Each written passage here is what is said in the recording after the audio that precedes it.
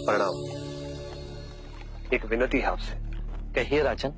पिछले कई दिनों से मेरे स्वप्न में मेरे पिताश्री आ रहे हैं। मैंने ब्राह्मणों से भी इसका अर्थ पूछा तो उनका कहना था कि तुम्हारे पिताश्री को शांति नहीं मिली, उनके लिए पूजा करनी हो, यज्ञ संपन्न करना होगा। आप तो परम ज्ञान का स्वरूप है, तो विनती है आपसे कि पूजा विधि आप ही के हाथों से हो, जो मेरे पिताश्री तक पहुंचे, उन्हें मुक्ति मिले, जीवन मरण के इस चक्र से वो मोक्ष पाले। अवश्य राजन। आप मिट्टी के 2 घड़े मंगवाइए, एक में घी भरवाइए और एक घड़े में कंकड़ पत्थर भरवाइए, और उन दोनों घड़ों के मुंह कपड़े से बंधवा दीजिए और उन्हें लेकर नदी के तट पर आइए। मैं वहीं आपकी प्रतीक्षा करूंगा। मैं भी इसका प्रबंध करता हूं महाराज।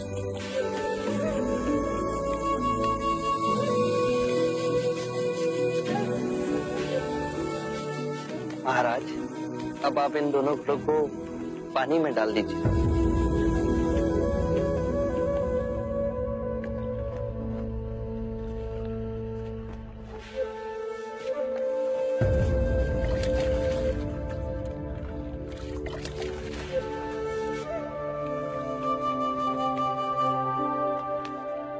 महाराज, अब इन दोनों घड़ों को आप तोड़ दीजिए।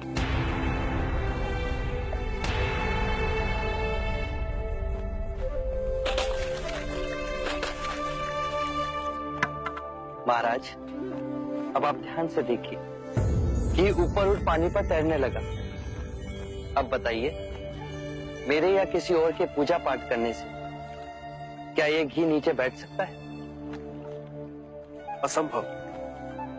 ये तो घी का स्वभाव ही नहीं। सत्य कहा आप। उसी प्रकार किसी भी पूजा पाठ, विधि विधान, कर्म कांड के द्वारा पानी के अंदर डूबे हुए कंकड़ पत्थर क्या ऊपर आ तैर सकते हैं?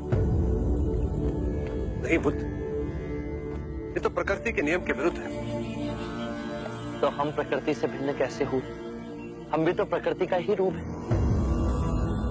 सत्य कहा बुद्ध। एक सत्य ये भी है राजन, यदि हमारे पूर्वजों ने अपने जीवन काल में कंकड़ पत्थर बोए, दुष्कर्म किए, तो वो स्वाभाविक ही कंकड़ पत्थर की तरह नीचे बैठ जाएंगे।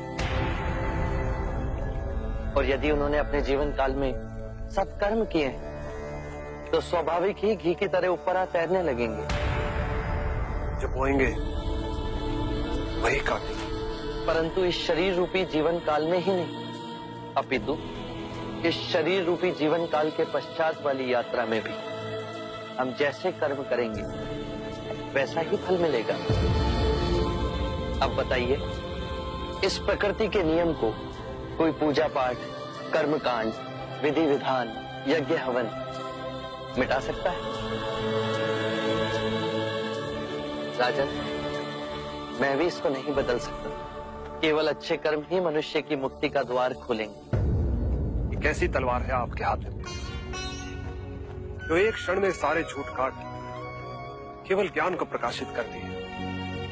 ना जाने कितने जन्मों और भटकता में यदि आपकी कृपा ना होती, इस एक क्षण में आपने अपनी अदृश्य तलवार से मेरे अहंकार का सर भी काट दिया।